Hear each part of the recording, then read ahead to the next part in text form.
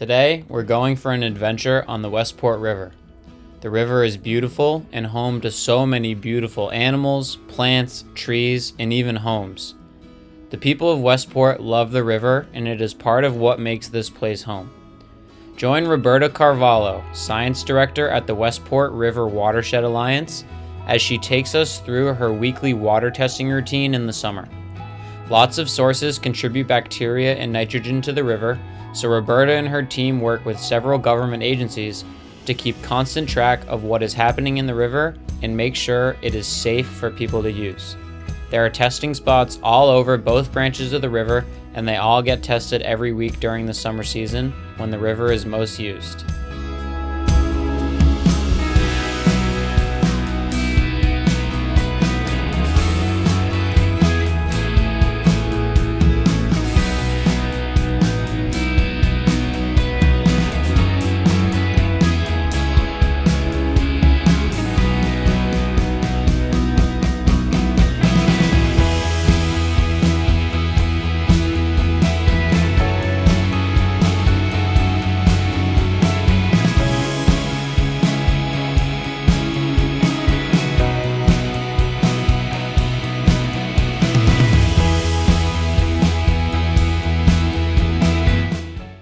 So the water quality monitoring that we're doing today, this program dates back to the early 90s,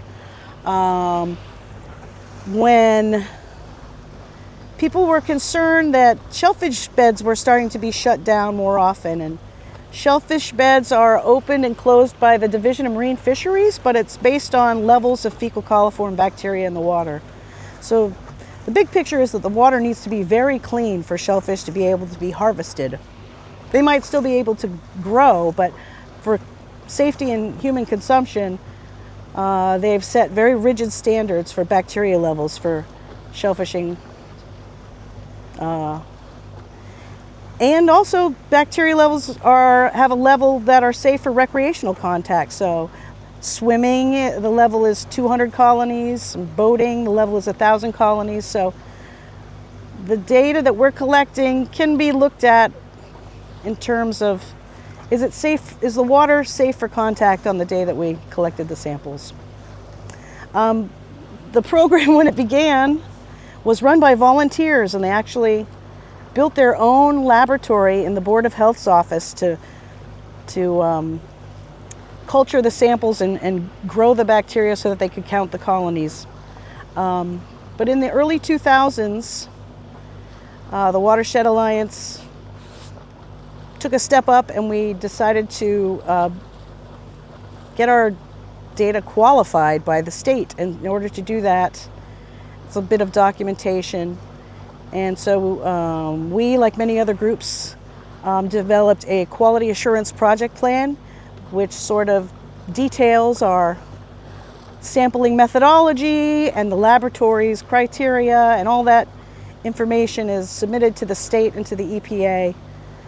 And they certify that your protocol is valid and your laboratory is certified. And so it's through that we sort of have been able to qualify our data.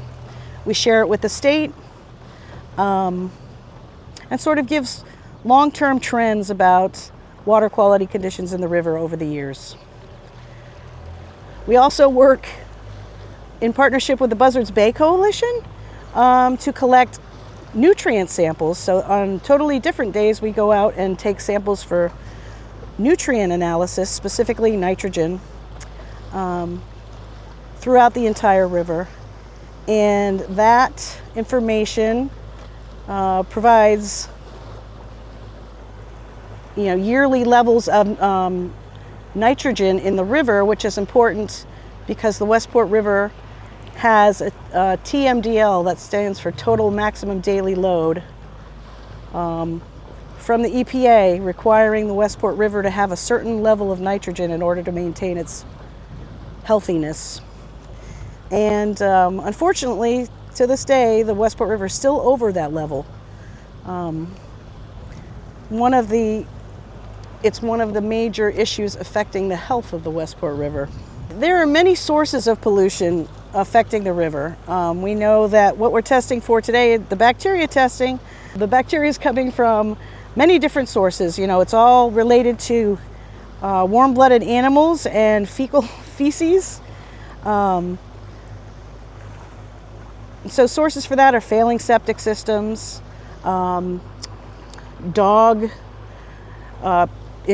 waste in people's yards and on the streets. Wildlife can also contribute to bacteria. And then domestic animal operations, not that we have that many in Westport anymore, but in the past it was a source of some bacterial contamination. Is the animal operations that happen. You know, the manure needs to be managed and stored properly so that every time it rains it doesn't get washed into the fields and wind up in the river. So for today's bacteria monitoring, our quality assurance project plan uses EPA standards, and there's what's called a holding time. So from the time that I collect my first sample, it needs to be at the laboratory within 6 hours of that to be processed and filtered. We take our samples to the City of New Bedford Health Department lab that's actually located at the sewage treatment plant at Fort Tabor in New Bedford. They're a municipal lab and they run the samples for us. And as a certified lab, they're measuring fecal coliform bacteria by a method where they get colony forming units per 100 ml of water. They also measure for us an additional salinity, pH, and turbidity, which is a measure of how cloudy the water is.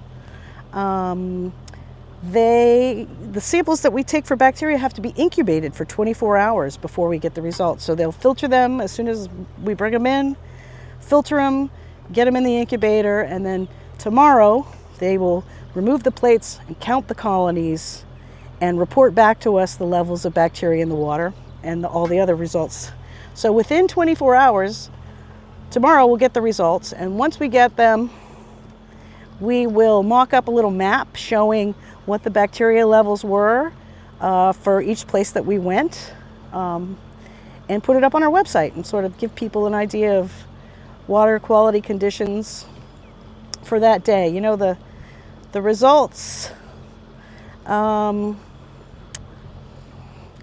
only really explaining the conditions at the day at the time. So the big picture is that within the Westport River, fecal coliform bacteria is really driven by the amount of rain that happens in the watershed. So we have found through our years and years of testing that when it doesn't rain, the entire river up to the head of Westport passes for swimming standards most days, which is great.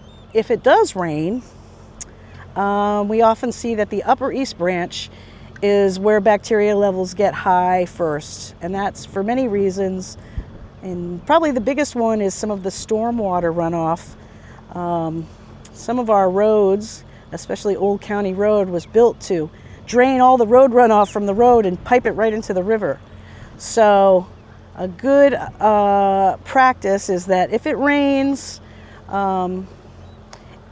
it's probably not a good idea to go swimming in the Upper East Branch. Luckily, in the West Branch and the harbor area, because of the flushing action of Buzzards Bay 2 times a day, it's usually very clean down here. I would say that in the Upper East Branch, if it hasn't rained, it takes about a day or two for enough tidal action to come and help clear out the bacteria levels in there. This is our Station 7. It's at the mouth of the river where it dumps into Buzzards Bay. It's usually one of the cleaner spots that we do our testing at. So, we have our sterilized bottle that we have the laboratory do the microbiological analysis for fecal coliform. Looks nice and clean today. That goes right into the cooler to be sent to the lab. And then we do a couple little chemical tests for temperature and salinity out of this second bottle.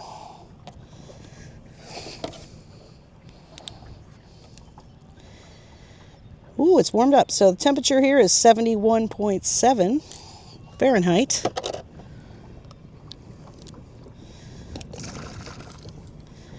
And the salinity is 32, what we'd expect to see right next to Buzzards Bay, the salty Atlantic Ocean. So, got to write everything on my data sheet now.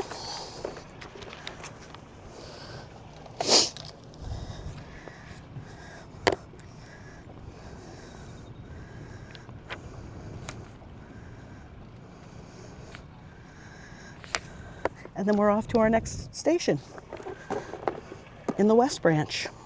Part of our program, we do duplicates for quality assurance. So the lab will measure the two samples we collected here, and they need to be in a certain range of each other. So on this one, I collect 2 sterilized bottles. Wow, lots of fish today.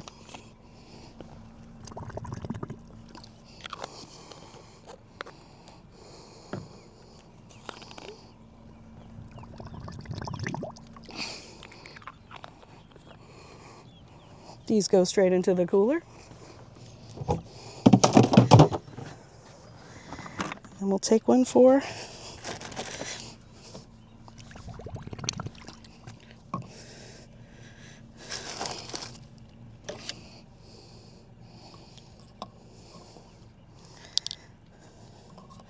this is a refractometer, and we use this tool to measure salinity.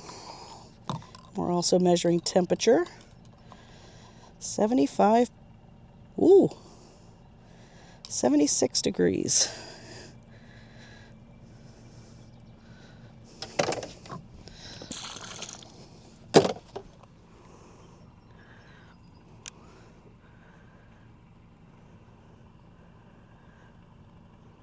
.27, so it's still we're still pretty close to the ocean, and it's still pretty salty over here.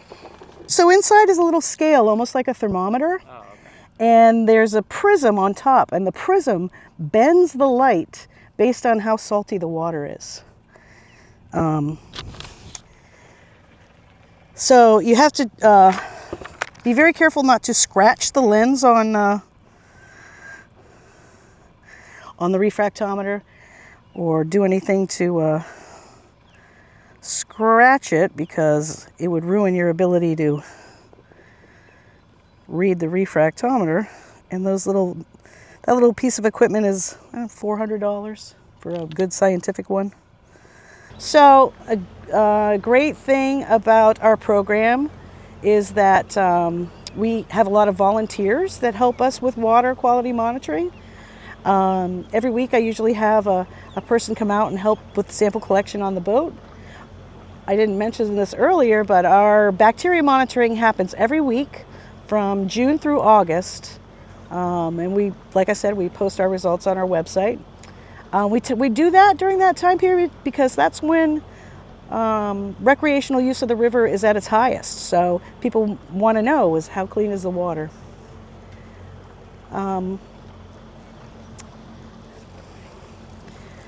So we also have volunteers that work to help with the nitrogen monitoring, and they're called Bay Watchers.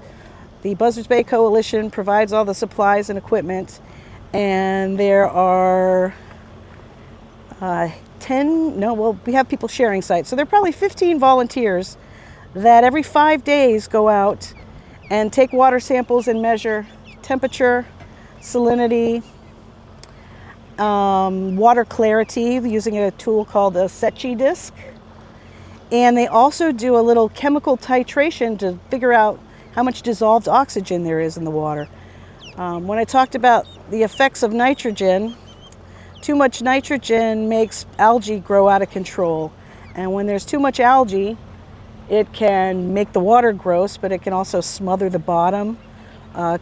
and kill off the animals that are normally living in the bottom.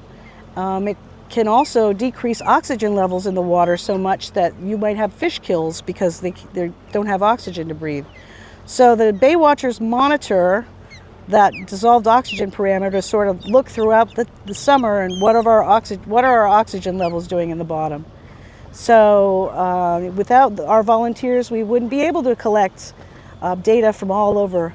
And what's great is that those Bay Watchers are going out at the same time throughout Buzzards Bay, and it gives you a good picture of what's happening bay-wide too. All that data is amassed by the coalition and usually put out in their State of the Bay reports. But every year we tend to get updates of, it takes about a year to get the results back. So we're getting last year's results from the nutrient testing just now. So you'll see year after year, what were the nitrogen levels in the river? What were dissolved oxygen trends doing? That long-term data set can help tell a story. One great story where we have seen improvement is surprisingly at the head of Westport. I did mention that there are a lot of road runoff and direct discharge issues affecting the river right there. But over the years, the Watershed Alliance worked with the town to get grant money to help deal with some of that stormwater runoff. And years ago, they built a constructed wetland to help deal with some of the runoff happening at the head of Westport. It's at the town landing, and it takes some of the stormwater runoff from Old County Road and pipes it into this basin that is planted with native plants that are made to take up nutrients and slow down the water. And over the years, that was probably completed and planted in 2006. So we've had many years to let the vegetation grow up nice. And compared to the pre-2006 system, before any sort of treatment system was built, the head of Westport used to test in the tens of thousands to hundreds of thousands of colonies. It was very full of bacterial pollution. Since then, results have really improved, and it's due to many other factors, but in addition to the constructed wetland, there have been the improvements at the high school with their new septic system when the school was rebuilt. So little by little, all these small changes can add up into better conditions. But there's still a lot of work to do. And I often remember what one of the former shellfish constables here in Westport for many years, Gary Sherman, was very inspiring and very in tune with pollution here in the river. And he used to say that, how do you eat an elephant? You eat it one bite at a time. You take your little things and take your incremental steps, and little by little we can do things to make things better. There are many things you can choose to do to help with pollution from getting to the river. First off is if you have pets, it's very important to make sure that you pick up after your pets. Even if you don't live next to the river, the rain hits your yard and the watershed drains to the river. So no matter where you are, you're within a watershed. So that's one, step that should be good practice everywhere, Even in your own yard, it's important to clean up after your pets and get it in the garbage or a sanitary way to dispose of it. Some people... We've done many public outreach efforts trying to talk about pet waste, and people are saying, well, where should I put it? In the garbage is fine. I mean, you could even flush it down your toilet. I don't know many people that will want to do that. Another thing that's less bacterially related but could help with nutrient issues is, choosing your lawn care approach, avoiding fertilizer, period. Any time you put fertilizer on your grass, you're bringing in extra nitrogen. Things you could do instead is mulch your grass instead of bagging your clippings. That mulch is free, natural, not brought in, recycled nitrogen, so it's not adding more nitrogen to the watershed. On a bigger scale, there are septic systems that you could upgrade yours to make your house not, your septic waste not be contributing to nitrogen, but it's quite pricey. For people to imagine retrofitting their house. There's much scientific research being done to try to develop new things that are not as expensive and can be a good retrofit, but the state of Massachusetts wants these things to go through a lot of testing before they're approved by the DEP. The Watershed Alliance was founded in 1976 by a small group of concerned people who didn't want a proposed sewage lagoon to happen in the Upper East Branch. So the Watershed Alliance will be 50 years old next year, and we're hoping to commemorate that with some neat events. But it's also great to reflect and look back and think of all of the programs and projects that we've done over the years to help the town further protect the river, to understand the conditions of the river. You know, we hope that we're a resource for the town and the river. And if people are looking for more information, we've got a lot of information on our website, westportwatershed.org. And we are often hosting scientific talks, and we have often people coming and delivering talks about their scientific results of studies that are being done. So just keep an eye on what we're doing. We love to share information with the community here, and I think we just enjoy sharing our love of the Westport River, because who doesn't love this place? We sort of have three wings of activities that we focus on. The first being scientific research. In the summertime, we have our monitoring programs. Over the many years, we've been involved in helping to assess nitrogen levels in the river as part of the Estuaries Project and the TMDL. We've also worked with different academic institutions to look at what's happening with the salt marsh deterioration and the health of salt marshes. In addition to the scientific research that we do, there's also an advocacy component. So many times staff and volunteers will need to advocate for a certain topic. So we've testified, our executive director has testified at the State House about certain topics or funding issues that need to have a little bolstering from the South Coast community. We also write articles in the paper, describing the environmental perspective of certain local issues, whether it be the sewering of Route 6 or certain things that affect the health of the river. In addition to that, we also have an amazing education program that over the years we have worked hand in hand with Westport Community Schools to develop an education program for every grade level. So our educators go in, lead lessons based on curricula that they work with the science curriculum department. And each grade level culminates in a field trip.